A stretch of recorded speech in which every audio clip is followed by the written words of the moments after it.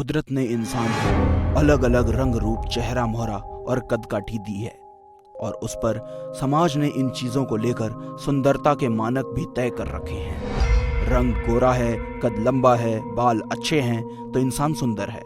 अभिषेक भी ऐसी खोखली मान्यताओं को मानता था, जिसकी वजह से वो अपनी पत्नी गीता की जगह ऑफिस में काम करने वाली रमा को चाहने लगा था। रमा खुले विचारों की होने के साथ खूबसूरत और गोरी भी थी। चाय। गीता, देख रहे हो ना, हम दोनों फिल्म देख रहे हैं। चाय रखो और जाओ यहाँ से। गीता किचन के पास जाकर पलट कर देखती है तो रमा ने अभिषेक की उंगलियों में अपनी उंगलियां फंसाकर अपना सर उसके कंधे पर रखा था। गीता ये देखकर उदास सी किचन में चली जाती है और किचन में जाकर रोने लगती है। मेरे सामने मेरा ही पति किसी और औरत के साथ। काश मैं गोरी और नए विचारों वाली होती। फिर अचानक गीता कुछ सोचते हुए अपने आंसू पोंछती है। अभिषेक अपने कमरे में बिस्तर पर बैठा हुआ किताब पढ़ रहा था।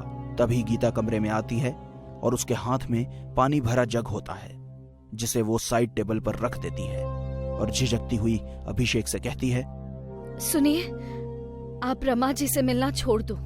जो लड़की शादीशुदा मर्द के साथ उसकी पत्नी के सामने हाथ में हाथ डालकर बैठे, वो लड़की सही नहीं होती। अभिषेक ये सब सुनते ही गुस्से में आ जाता है। ये सब क्या बकवास कर रही हो तुम? नहीं, आप गुस्सा मत कीजिए।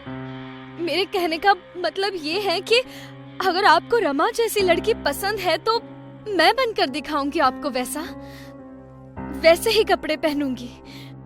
अरे पहले शक्ल तो सुधार लो अपनी, तब करना रमा की बराबरी।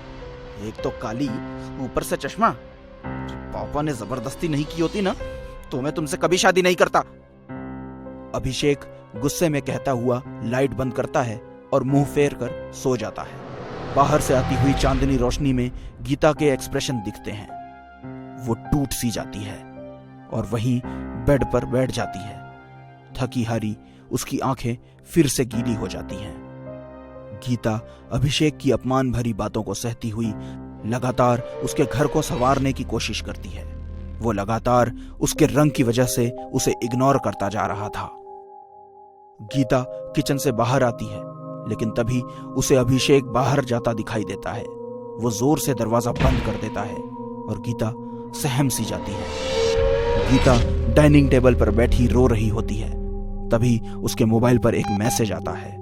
गीता अपना मोबाइल उठाती है, अपने आंसू पोंछती है और मैसेज पर क्लिक करती है। अगर आप परेशान हैं, दुखी है तो दी गई वेबसाइट पर क्लिक कीजिए। अपनी सभी परेशानी हल है। बोलता आईना। कीमत 21,000। ये साइट तो बहुत अजीब है। क्या करूं? खरीद लूं ये आईना? अगर ये सब झूठ हुआ तो? जो सच सामने है उससे तो बुरा नहीं है ये। आपकी ट्रांजैक्शन पूरी हो चुकी है। अपने दुखों से दूर होने की पहली सीढ़ी आप चढ़ चुकी हैं। बधाई। गीता जिस दुख को जी रही थी उसे दूर करने आ रहा था बोलता आईना। एक ऐसा आईना जो खून मांगता है। लगता है किसी ने मजाक किया है। बोलता आईना ये मंगवाया था। ये तो पूरा काला है, इसमें तो कुछ भी नहीं दिख रहा। मुझे काला देखकर परेशान मत होना और बोलता देख घबराना मत। मैं तुम्हारी हर परेशानी दूर कर दूंगा। तुम मुझे बस अपना खून पिला दो। आईने की मांग को सुनकर गीता सोच में पड़ गई, लेकिन मजबूर गीता तो अपनी मुश्किलों का हल खोजने निकली थी। रुकती कैसे? बोल, तुझे क्या चाहिए? अगर सच में तुम कुछ कर सकते हो तो मुझे सुंदर बना दो। जैसा तुम कहो, लेकिन हर रोज थोड़ा थोड़ा गोरा करूंगा। गोरा होने के लिए गीता रोजाना आईने को अपना खून चढ़ाते हुए गोरी होती जा रही थी। एक दिन जब रमा उसके घर आई तो वो गीता को बिना चश्मे और उसके साफ होते रंग को देखकर हैरान रह गई। क्या बात है गीता, तुम बिना चश्मे में सब देख पा रही हो? और तुम्हारा रंग भी साफ होता जा रहा है। वाह, क्या कोई तंत्र वंत्र कर रही हो क्या? हाँ, कुछ नहीं, बस ऐसे ही हल्दी चंदन का लेप लगा रही हूँ। हाँ, उसका ही असर है। तुम्हें चाहिए तो मैं तुम्हें भी फॉर्मूला बता देती हूँ। रंग साफ करने की जरूरत ना कालों को होती है, गोरों को नहीं। इसके मुंह मत लगो रमा, वरना दिन खराब हो जाएगा। और तुम यहाँ क्या खड़े खड़े हमारी बातें ही सुनती रहोगी या चाय भी दोगी हमको? चाय बन चुकी है, लाती हूँ। बहुत चिंता है तुम्हें मेरे मूड की। प्यार किया है, मजाक नहीं। हम कब तक ऐसे छुपकर प्यार करेंगे अभिषेक? कुछ करो ना प्लीज, दूर करो इस घटिया औरत को अपनी लाइफ से। मैं तो कहती हूँ जहर देकर मार ही क्यों नहीं देते? चिंता मत करो रमा, वो दिन भी जल्दी आ जाएगा। नीचता की भी हद होती है रमा। जब से शादी हुई है तब से तुम दोनों की हरकतें झेल रही हूँ, लेकिन अब दूसरों की भावनाओं के साथ खिलवाड़ करने के लिए तुम दोनों जैसे कमीनों को भयानक सी सजा मिलनी चाहिए। और वो सजा मैं तुम दोनों को दूंगी। तुम्हारी हिम्मत कैसे हुई ये सब कहने की? बोलते आईने, मेरी परेशानी और दुख की जड़ ये दोनों हैं। खत्म कर दे इन्हें। जैसा तुम कहो। ये क्या हो रहा है अभिषेक? ये कुछ तो गड़बड़ है। भागो यहाँ से। नहीं, छोड़ दो मुझे, छोड़ो।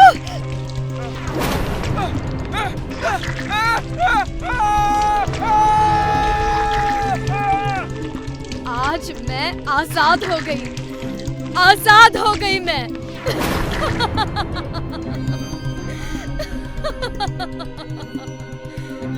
इस कहानी से हमें ये शिक्षा मिलती है बच्चों कि कभी किसी को इतना भी परेशान नहीं करना चाहिए कि वो हद पार करके आपको जान से ही मार दे।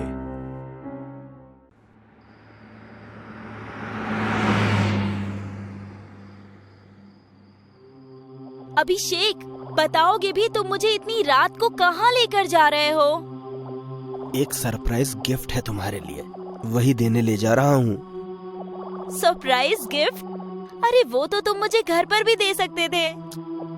हर गिफ्ट घर पर लाकर नहीं दिया जा सकता मेरी जान। कुछ गिफ्ट स्पेशल होते हैं, उन्हें वहीं दिया जा सकता है जहाँ उन्हें दिया जाना चाहिए। पर ऐसा भी क्या गिफ्ट है अभिषेक? मुझे नींद आ रही है। विश्वास करो मेरा, जब तुम वो गिफ्ट देखोगी ना तो तुम्हारी नींद छूमंतर हो जाएगी।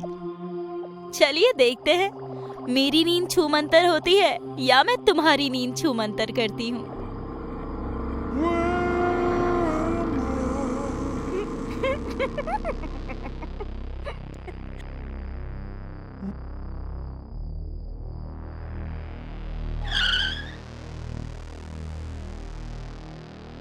लो बीवी साहिबा, आ गई हमारी मंजिल, उतरिए। वाह, कितना खूबसूरत बंगलो है। पसंद आया? मुझे क्या, ये तो किसी को भी पसंद आएगी। तो इस बंगलो में तुमने सरप्राइज गिफ्ट छुपा रखा है? छुपा कर नहीं रखा, वो सरप्राइज गिफ्ट तो मैं तुम्हें दे चुका हूँ। मतलब? No no no no no no, तुम्हारा मतलब कि ये बंगलो? 100%। ये रही कीज, गेट खोलिए। तुमने सच ही कहा था, मेरी नींद तो वाकई छूमंतर हो गई। वाह! बंगलो की खुशी में मैंने कल 2-3 लोगों को एक छोटी सी गैदरिंग के लिए बुलाया है। बहुत अच्छा किया।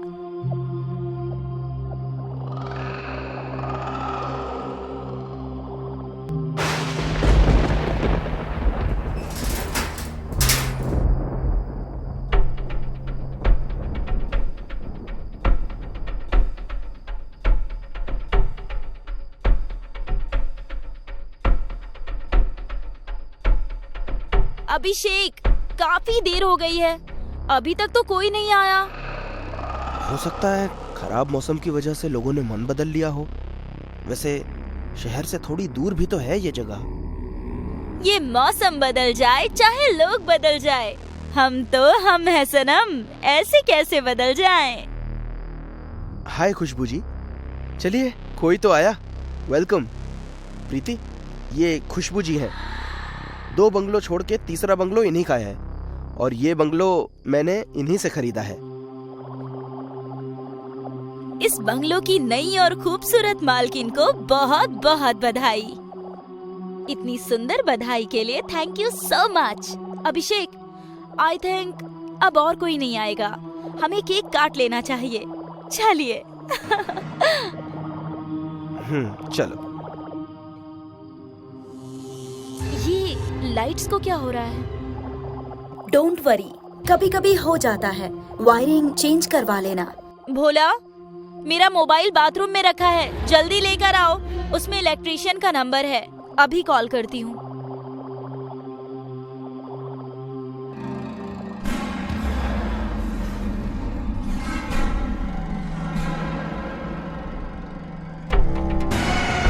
नहीं नहीं, ये नहीं हो सकता।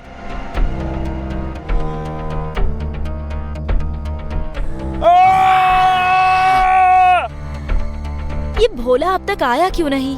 1 मिनट, अभी आई। आज ही मार डालो इसे। पागल हो गई हो क्या? इतनी जल्दी नहीं, थोड़ा वक्त चाहिए मुझे। सब कुछ प्लानिंग से होगा। वक्त कहीं इतना ना हो जाए कि वक्त से पहले मौत आ जाए। भोला, भोला, कहाँ हो तुम? भोला, भोला कहाँ हो तुम? कहाँ चला गया ये? भोला, भोला, कहाँ हो तुम?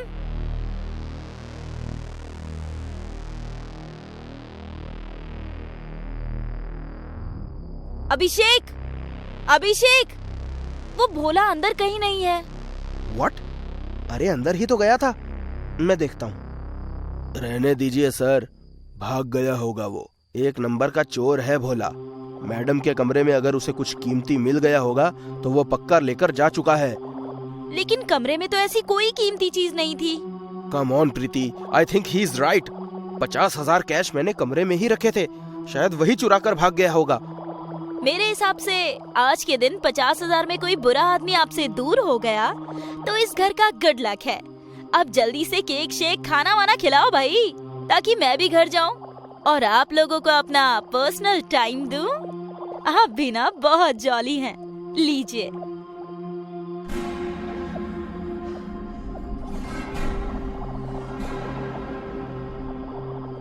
प्रीति, मुझे ऑफिस का कुछ काम है, मैं हॉल में बैठकर कर लूंगा, तुम सो जाओ। ओके।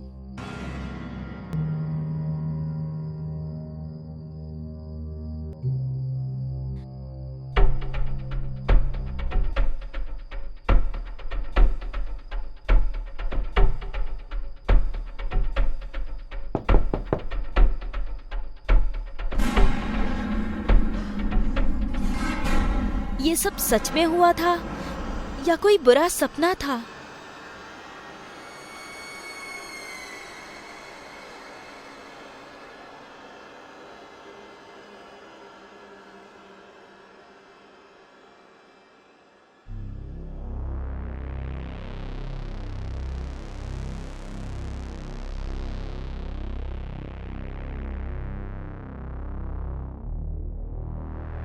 अभिषेक, तुम यहाँ? मुझे लगा तुम ऑफिस निकल गए। अरे हाँ, मैं ऑफिस ही जा रहा था, लेकिन खुशबू जी का फोन आ गया कि अपना बैलेंस अर्जेंट चाहिए, तो यहीं आ गया। अब आप दोनों बातें कीजिए, मैं चलता हूँ।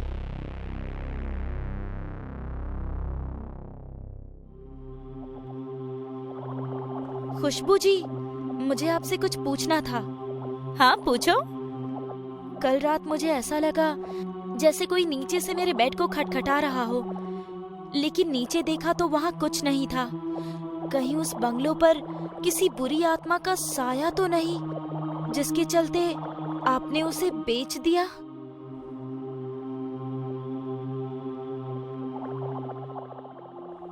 बुरी आत्मा? मुझे विश्वास नहीं होता प्रीति। इस नए जमाने में भी तुम ऐसी दकियानुसी बातों पर विश्वास करती हो? बिलीव मी, तुम्हें वहाँ कोई वहम हुआ होगा। ऐसा कुछ नहीं है।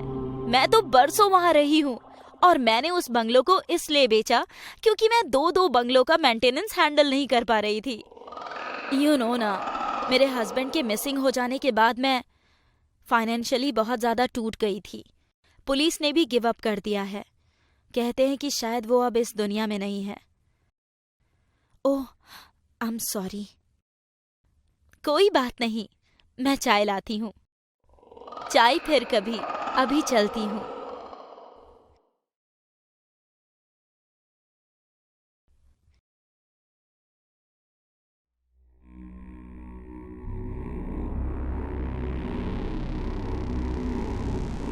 हाँ अभिषेक, कितनी देर में आ रहे हो? सॉरी यार, मुझे एक क्लाइंट को लेने शहर से बाहर जाना है, तो थोड़ा लेट हो जाएगा। तुम सो जाना। क्या अभिषेक, कितने प्यार से खाना बनाया था कि साथ खाएंगे। आई नो बाबा, लेकिन काम तो काम है। मैं सोनू को घर भेज दूंगा। बाय।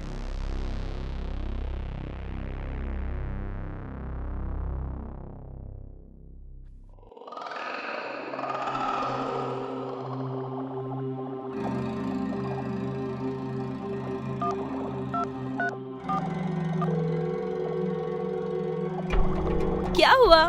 जी नहीं भरा क्या प्यार करके? जो घर पहुंचते ही फोन कर दिया। बीवी ने देख लिया तो? वो अब कभी नहीं देख पाएगी। मार डाला मैंने उसे। क्या? मगर कब? कैसे? तुम तो वक्त मांग रहे थे, फिर ये सब अचानक? घर आ जाओ।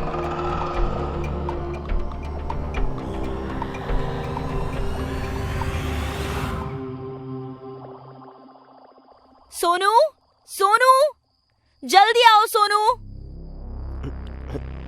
ये तो मैडम जी की आवाज है। क्या हुआ मैडम जी? सोनू, बेड के नीचे कोई है।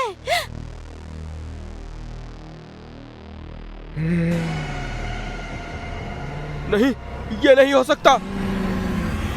क्या हुआ सोनू? क्या नहीं हो सकता? मैडम, वो वापस आ गया है मैडम। वो कौन?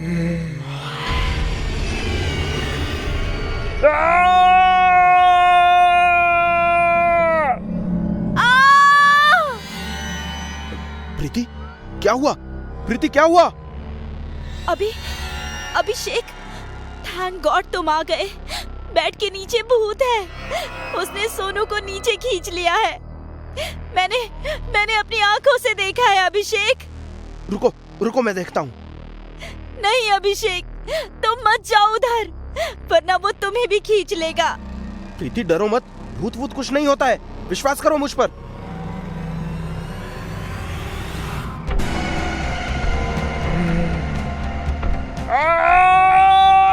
प्रीति, बचाओ मुझे, बचाओ। अभिषेक, अभिषेक।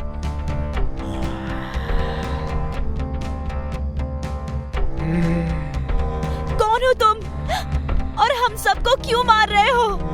क्या बिगाड़ा है हमने तुम्हारा? घबराओ मत, मैं तुम्हें नहीं मारूंगा प्रीति। मैं उसे ही मारूंगा जिन्होंने मुझे मारा था। हो कौन तुम? मेरा नाम गौरव है। खुशबू मेरी ही बीवी थी। तुम्हारे पति और खुशबू के बीच अफेयर है और मुझे इस बात का पता चल गया तो भोला और सोनू की मदद से इन्होंने मुझे मारकर बेड के नीचे दफन कर दिया। भोला और सोनू से तो मैं बदला ले चुका हूँ और अब इसकी और खुशबू की बारी है। नहीं, प्रीति ये झूठ बोल रहा है, ये ऐसा कुछ भी नहीं है।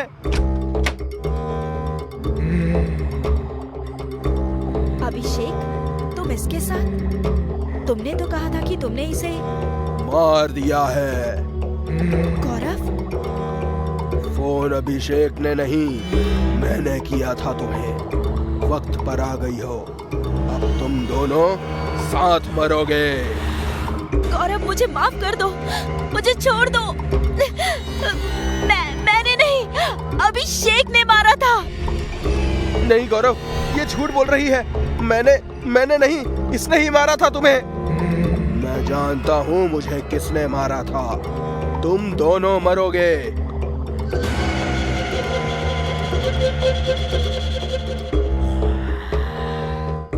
तुम घबराना नहीं प्रीति, सब सीसीटीवी कैमरा में रिकॉर्ड हो गया है। तुम्हें कुछ नहीं होगा। चलता हूँ।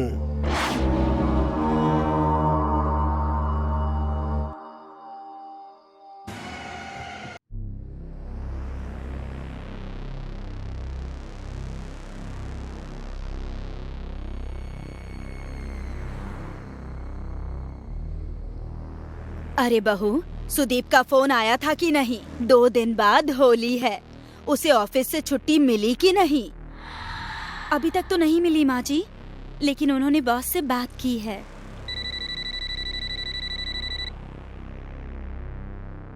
अरे सुदीप, अभी तेरी ही बात हो रही थी। कैसा है तू बेटा? मैं अच्छा हूँ माँ। तेरी छुट्टी का क्या हुआ? बहू बता रही है कि तुझे छुट्टी नहीं मिली। वही बताने के लिए फोन किया है माँ। ऑफिस से छुट्टी नहीं मिल रही। मेरा आना मुश्किल है माँ, लेकिन आप चाहो तो आप मेरे पास भोपाल जरूर आ सकते हो। आपको तो मेरे पास आने के लिए किसी को छुट्टी की अर्जी भी नहीं देनी है। मैं अपना घर छोड़कर कहीं नहीं जाने वाली। हाँ, करुणा तेरे पास जाना चाहे तो मैं उसे रोकूंगी नहीं। ठीक है, जैसी आपकी मर्जी। अच्छा माँ, मेरे ऑफिस से मेरा एक दोस्त मनोहर आज सुबह ही मुंबई के लिए निकला है। मैंने उसके हाथ आप सब के लिए कुछ गिफ्ट भिजवाए हैं, देख लेना। और करुणा को भी उसी के साथ कल शाम की ट्रेन से भोपाल भेज दीजिएगा। मैंने मनोहर को बोल दिया है। ठीक है, बोल दूंगी। क्या कहा उन्होंने माँ जी? वो हम दोनों को अपने पास बुला रहा है। मैंने मना कर दिया, पर तू चली जा। उसके ऑफिस से उसका एक दोस्त मनोहर मुंबई आ रहा है। कल शाम तुझे उसके साथ भोपाल निकलना है। घर पहुंचते ही अपनी पैकिंग कर लेना। पर माँ जी, आप यहाँ अकेली? तू मेरी चिंता मत कर, मैं संभाल लूंगी। तू आराम से जा।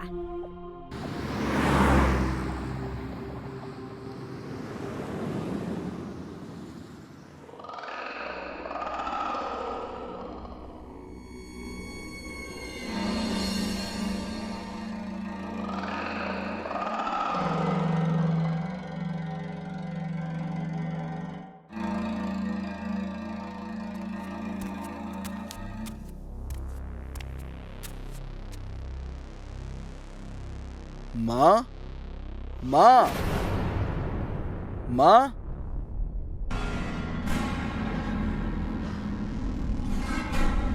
अरे सुदीप बेटा, पर तू तो नहीं आने वाला था, फिर अचानक कैसे?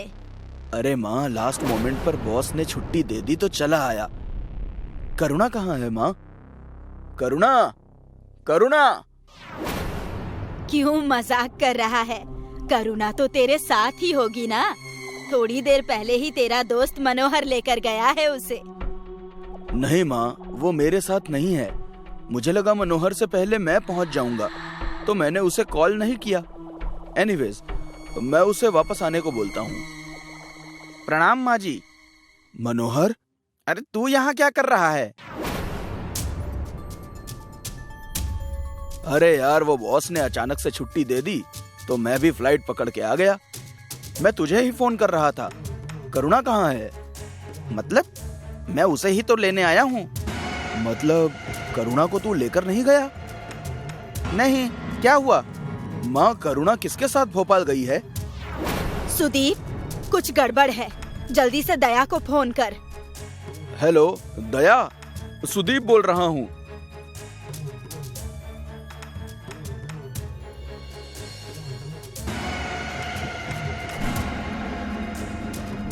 भाई, आपको किसी ने फिरौती के लिए कॉल किया या कोई धमकी? नहीं छोटे, ऐसी कोई कॉल नहीं आई। दया, तू कैसे भी करके अपनी भाभी को जल्दी से ढूंढ निकाल। पता नहीं किस हाल में होगी बेचारी इस वक्त। चिंता मत करो माँ, मैं आपकी बहू को सही सलामत घर वापस ले आऊंगा। लेकिन क्या आप उस फर्जी आदमी को पहचान सकती हैं जो नकली मनोहर बनकर आया था? सामने आ जाए तो पहचान लूंगी। माँ, आपने भाभी को यह बात बताई थी कि उन्हें मनोहर भैया के साथ भोपाल जाना है? हाँ बताई थी। तो जब आपने उन्हें ये बात बताई थी तो उस समय कोई और भी वहाँ मौजूद था क्या? हाँ था, सोहन था। नहीं माँ, सोहन दादा नहीं, उनके अलावा कोई और। दादा ये काम कर ही नहीं सकते। मुझ पर विश्वास करने के लिए शुक्रिया दया। इट्स ओके दादा। अरे दया, उसे छोड़ो मत, अच्छे से सख्ती के साथ पूछताछ करो। मैंने बहुत देखा सुना है कि ऐसे मामलों में घर के नौकरों का ही हाथ होता है। मनोहर भैया, सोहन दादा नौकर नहीं है, बड़े भाई समान हैं। एनीवेज माँ, फर्जी मनोहर जो गिफ्ट लाया था वो दिखाइए तो। लाती हूँ बेटा।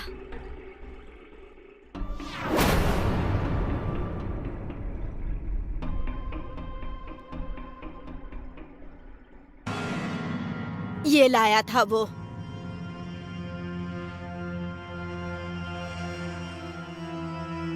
ये साड़ी आपकी दुकान से ली गई है, तो इसमें जो भी कूपन का नंबर है उस पर 5,000 का इनाम निकाल कर साड़ी खरीदने वाले सभी लोगों को मोबाइल पर ये विनिंग नंबर भेज दो। जो भी इस इनाम को लेने आए तो मुझे इशारा कर देना।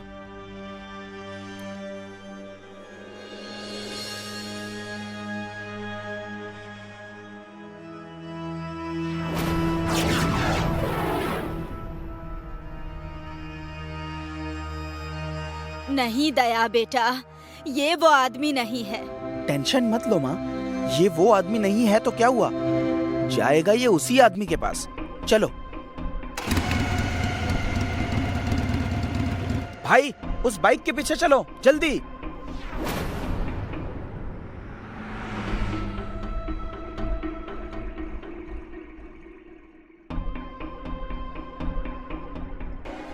दया, ये वही आदमी है जो मनोहर बनकर बहू को लेकर गया था। मिल गया इनाम का पैसा। इनाम तो अब मैं तुझे दूंगा कल्लू मामा। कौन है बे तू? तेरा बाप इंस्पेक्टर दया। बता, कहाँ है करुणा भाभी? बताता है कि नहीं सर, मैं सब बताता हूँ, गोली मत चलाना। मैंने उसे बेच दिया। तुझे कैसे पता चला कि मनोहर भाभी को लेने आने वाला है? कौन मिला है तेरे साथ? कोई नहीं मिला है सर। कल जब माजी अपनी बहू को मार्केट में ये सब बता रही थी तो उस वक्त मैं वहीं खड़ा था। मैंने सब सुन लिया और पैसों के लालच में आपकी भाभी को किडनैप कर लिया। कहाँ बेचा उन्हें तूने? Goregaon west parking house, flat number 10।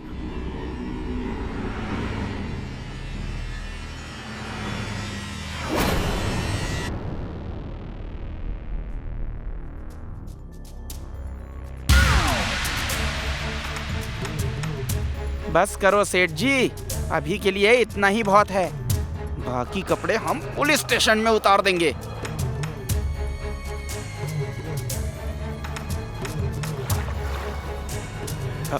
डरो मत भाभी, हम आ गए हैं। थैंक यू दया, तूने मेरी बहू की जान बचा ली। क्या माँ, आप भी? मैंने आपकी बहू की नहीं बल्कि अपनी भाभी की जान बचाई है। और नहीं बचाता तो इनके हाथों के चाय पकोड़े और पराठों से हाथ धोना पड़ता ना। भाई का पता नहीं, पर इतना भयंकर रिस्क मैं तो नहीं ले सकता था।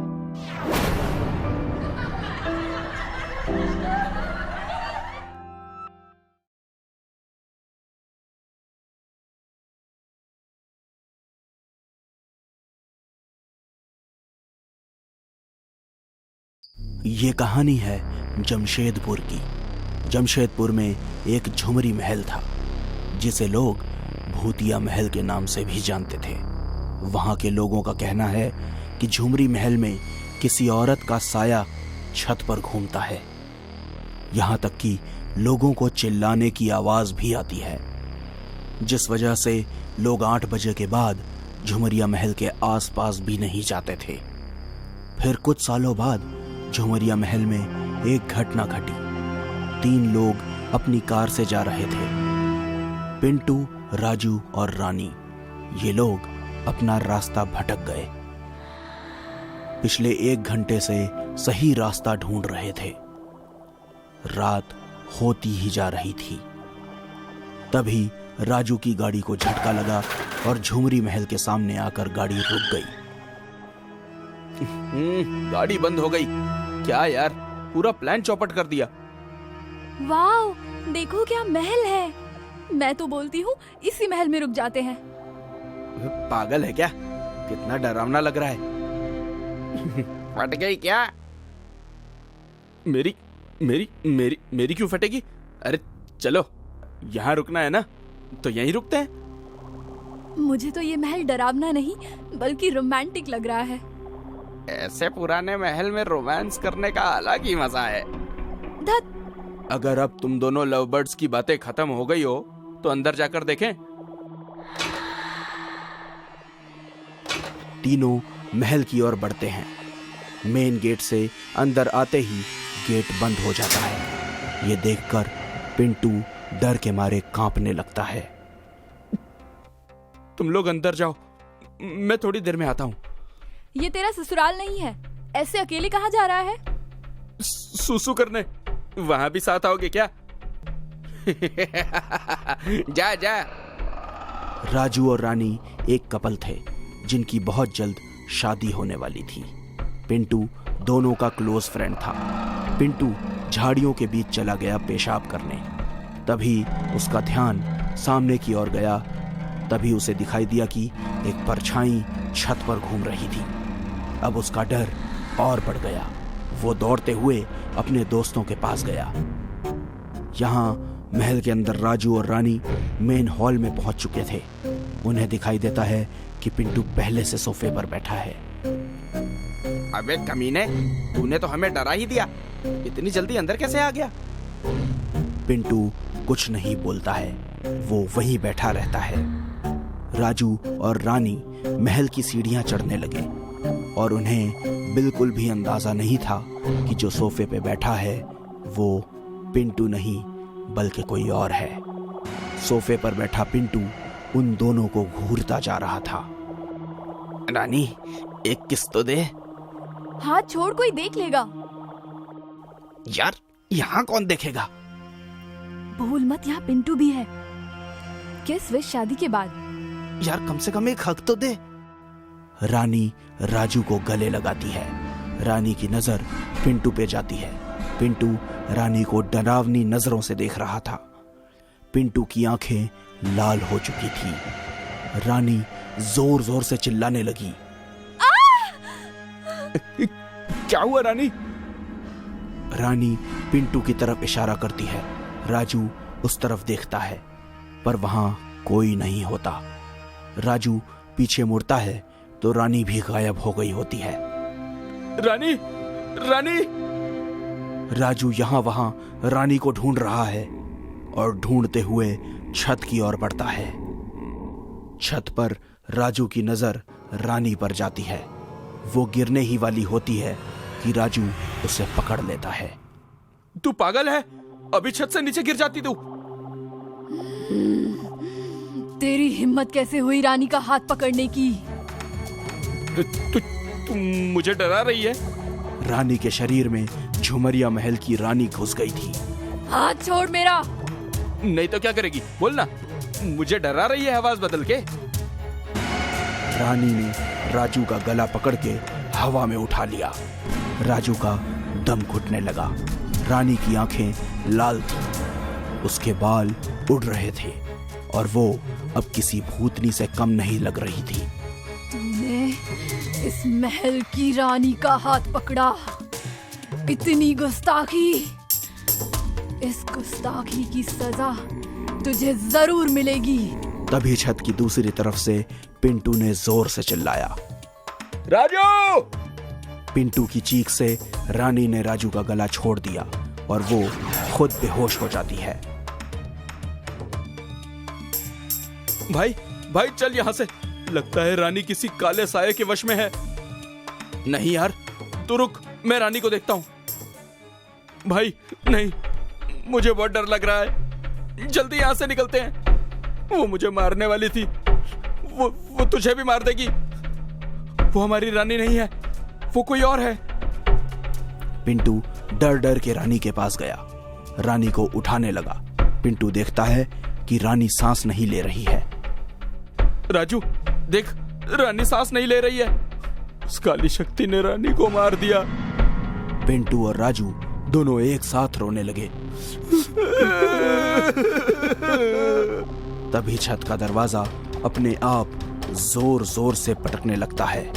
ये देख के राजू पिंटू के रोंगटे खड़े हो गए और तभी रानी अचानक से जिंदा हो गई। मुझे बचाओ, बचाओ, वो मुझे मार देगी, मार देगी। हमें यहाँ से जल्द निकलना चाहिए। हाँ, जल्दी चलो। तीनों एक साथ हाथ पकड़ के और डरे डरे झुमरिया महल की सीढ़ियां उतर रहे हैं। मुझे बहुत डर लग रहा है, कुछ भी हो जाए पीछे मत देखना। वो लोग जैसे ही नीचे पहुंचे, महल का दरवाजा अपने आप बंद हो जाता है। हम मारे जाएंगे। कुछ नहीं होगा हमें। मुझे पता है नीचे से एक रास्ता बाहर की तरफ जाता है, हम वहां से अपनी कार लेके चले जाएंगे। शांत रहो, शांत रहो। नहीं, वो काला साया हमें मार देगा। अभी भी कुछ नहीं बिगड़ा है, हम बच सकते हैं, हमें कोशिश करनी चाहिए। पिंटू सबको महल के पिछले दरवाजे से बाहर ले जा रहा था। उन्हें पता नहीं था कि उनका पीछा काला साया कर रहा था। तीनों सही सलामत महल के बाहर पहुंच गए। तभी वो काला साया रानी के पैर पकड़ के खींचने लगा। बचाओ, बचाओ, बचाओ। पिंटू और राजू पीछे मुड़े बिना ही रानी को अपने साथ खींचकर कार की ओर ले गए। जैसे तैसे वो लोग झुमरिया महल के गेट के बाहर निकले। तुम लोग कार में बैठो, कार में चलाता हूं। कार स्टार्ट नहीं हो रही थी। झुमरिया महल से हर तरह की आवाजें आ रही थी, हंसने की, रोने की, चिल्लाने की।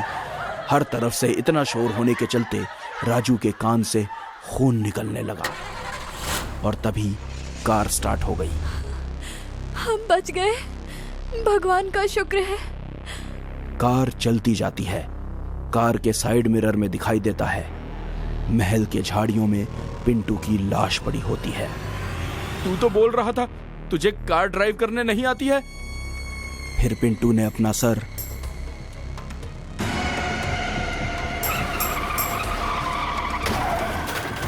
अगले दिन झुमरिया महल के पास कार एक्सीडेंट में 2 लोगों की मौत।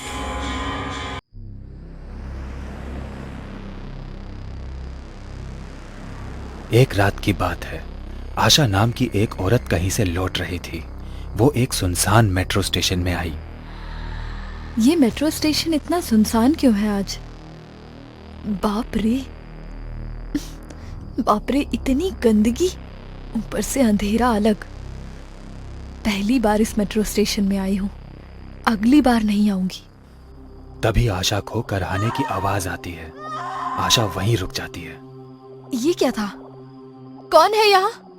आशा पीछे देखती है तो उसके पास से एक परछाई गुजरती है। आशा डर जाती है। आशा की सांस फूलने लगती है। सांस फूलने की वजह से वो जोर से चिल्ला भी नहीं पाती है। बचाओ, बचाओ।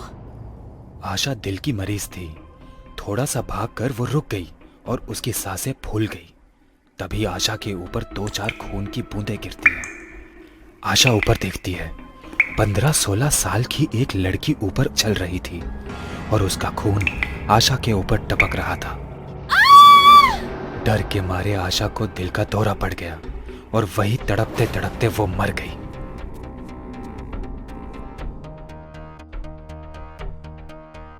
अगले दिन पुलिस आशा की मौत को हार्ट अटैक समझकर केस क्लोज कर देती है। उसी दिन रात के लगभग 8 बजे एक बच्चा मेट्रो स्टेशन के पास बॉल से खेल रहा था। उसका बॉल मेट्रो स्टेशन के भीतर चला जाता है और बॉल ढूंढने वो भी अंदर चले जाता है। कहाँ गई बॉल? यही तो आई थी। तभी उसे बॉल पटकने की आवाज आती है। उस बॉल के साथ वही लड़की खेल रही थी, सर बालों से ढका हुआ और कपड़े गंदे। वो मेरा बॉल है, मुझे दे दो। तुम मेरे साथ खेलोगे? ठीक है। भूतनी बॉल दूर फेंक देती है। अरे इतना दूर नहीं फेंकना था, मैं यहाँ खड़ा हूँ ना। बच्चा बॉल लाने पीछे जाता है। बॉल उठा के जैसे ही पीछे मुड़ता है, वो भूतनी बच्चे के सामने खड़ी हो जाती है और बाल हटा के उसके सामने हंसते हुए कहती है, अब तो मेरे साथ यही खेलता रहेगा। बच्चा उसकी डरावनी शक्ल और हंसी देख के डर जाता है और चिल्लाते हुए मेट्रो स्टेशन के बाहर भागने लगता है। वो भूतनी वापस ऊपर सीलिंग पर चलने लगती है। अब तू मेरा दोस्त है, तू यहीं रहेगा। हम एक साथ बहुत खेलेंगे। बच्चा रोते हुए भागता है। तभी बच्चे की माँ उसके सामने आ जाती है। तू मेट्रो स्टेशन के अंदर क्या कर रहा है? मैं तुझे बाहर ढूंढ रही थी। मम्मी मम्मी वो मुझे मार देगी, मेरा पीछा कर रही है। कोई नहीं है तेरे पीछे। तू रोना बंद कर और घर चल। हर दिन तेरी नौटंकी बढ़ती ही जा रही है। जैसे ही बच्चा अपनी माँ का हाथ पकड़ता है, भूतनी दोनों को वापस अंदर खींच लेती है। उन दोनों को बेरहमी से मार देती है। कहती है, जो कोई भी रात के समय इस मेट्रो स्टेशन में कदम रखता है, उसकी मौत निश्चित है। धीरे धीरे ये बात फैल जाती है और अब कोई भी उस मेट्रो स्टेशन के पास से भी नहीं गुजरता। कभी कभी आधी रात में उसी लड़की की चीखने चिल्लाने की आवाज आती है और कभी रोते हुए मुझे बचाओ की भी आवाजें आती हैं। इस मेट्रो स्टेशन के बारे में अब पूरे शहर में बातें होने लगी हैं। मधु को जब इस मेट्रो स्टेशन का पता चला तो उसने अपने फ्रेंड को कॉल लगाया। तुझे भूत देखने थे ना? चल तुझे आज रियल का भूत दिखाती हूँ। मुझे भूतों पर रिसर्च करते हुए 2 साल हो गए, पर आज तक एक भी भूत नहीं दिखा। इस बार जरूर दिखेगा। मधु और अनिकेत को भूतों में बहुत दिलचस्पी थी। उन दोनों ने इस विषय में पढ़ाई भी की थी। उनकी यही दिलचस्पी उन्हें मेट्रो स्टेशन तक खींच लाई। वो दोनों वहां पहुंच गए। यही भूतिया मेट्रो स्टेशन है क्या? हाँ, लोगों का तो यही कहना है। पर मुझे किसी भी तरह से ये मेट्रो स्टेशन भूतिया नहीं लगता। ये तो नॉर्मल मेट्रो स्टेशन की तरह है। इतने भीड़ भाड़ वाले मुंबई में थोड़ी ना कोई भूत रहता होगा भला। अरे यहाँ इंसानों के लिए रहने के लिए जगह नहीं है। अरे गधे, पहले मेट्रो स्टेशन के नीचे तो चल। भूत होगा भी तो नीचे ही होगा। और क्या पता अंदर जाते ही कोई भूत या भूतनी मिल जाए। अच्छा जी, चलो ठीक है। ये देख, मैं एनर्जी मशीन भी लाई हूँ। जैसे ही कोई एनर्जी हमारे आसपास होगी, ये ग्रीन लाइट रेड हो जाएगी। ठीक है, अब तू बोल रही है तो जाके देख लेते हैं, वरना मुझे इस बात पे यकीन नहीं है। इतने सालों में तो भूत कोई दिखा नहीं, अब क्या मिलेगा? और मिल भी गया तो क्या करेंगे? मैंने गंगा जल भी ले लिया है। अगर वो भूत स्ट्रांग होगी तो गंगा जल हमें सेफ रखेगा। चल चल अंदर चल। गंगा जल, वाह, जैसे आज सच में भूतनी मिलने वाली है और तू उसे मार ही देगी। दोनों मेट्रो स्टेशन के अंदर जाते हैं। उनकी मशीन अभी भी ग्रीन ही थी। देखा, भूत ऐसा कुछ नहीं है इस मेट्रो स्टेशन में। बस लोगों ने फालतू का ढिंढोरा पीट कर रखा है। भूतिया मेट्रो स्टेशन, भूतिया मेट्रो स्टेशन। हाँ यार, इस मशीन की लाइट रेड नहीं हुई और यहाँ कुछ भी अजीब नहीं हो रहा है। वही तो, चल अब वापस चलते हैं। बेफिजूल इतना टाइम वेस्ट कर दिया। वो दोनों मेट्रो स्टेशन से बाहर निकलने ही वाले थे कि उनकी मशीन की लाइट अचानक से रेड हो गई। ये क्या हो रहा है? लगता है कोई भूत या शक्ति है यहाँ। देख, ये कितनी जोर जोर से ब्लिंक हो रहा है। मतलब यहाँ सच में भूत है? हाँ। दोनों रुक गए। तभी पायल की आवाज आने लगी। और दोनों आवाज का पीछा करने लगे। वो देखते हैं कि एक कोने में एक लड़की अपना सर झुका के रो रही थी। दोनों उस लड़की के पास जाते हैं।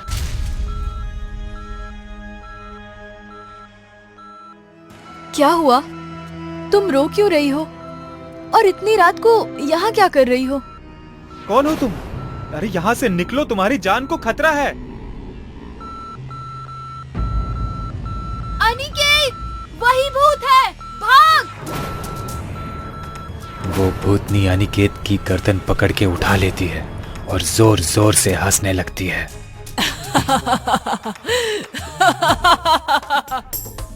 मधु अनिकेत को छुड़ाने की कोशिश करती है, पर वो भूतनी मधु को भी धक्का दे देती है। अनिकेत का मुंह लाल हो जाता है। धीरे धीरे अनिकेत की आंखें बंद होने लगी हैं। तभी मधु जल्दी से गंगा जल निकालती है और भूतनी के ऊपर छिड़कती है। गंगा जल से भूतनी जलने लगती है और अनिकेत को छोड़ देती है।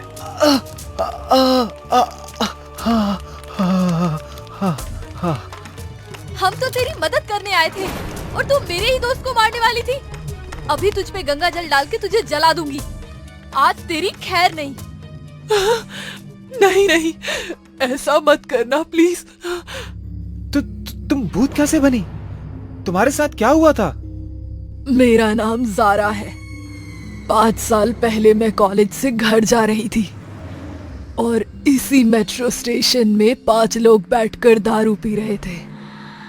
मुझे देखते ही मेरे साथ जबरदस्ती करने लगे और उसी में मेरा सर दीवार पे जा टकराया।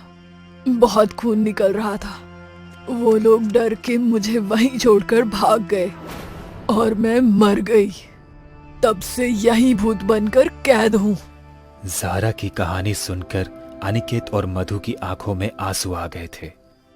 दोनों ज़ारा से नजर तक नहीं मिला पा रहे थे। अचानक से भूतनी उनके पीछे आ जाती है और उन दोनों की गर्दन पकड़ लेती है।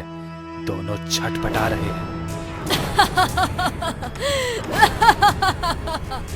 थोड़ी बातें क्या कह दी, तुम दोनों तो रो पड़े। बड़े बेवकूफ हो। भूतनी ने सामने की दीवार पे दोनों का सर पटक पटक के उनकी जान ले ली। इस मेट्रो स्टेशन में आने वाला मरेगा, जरूर मरेगा।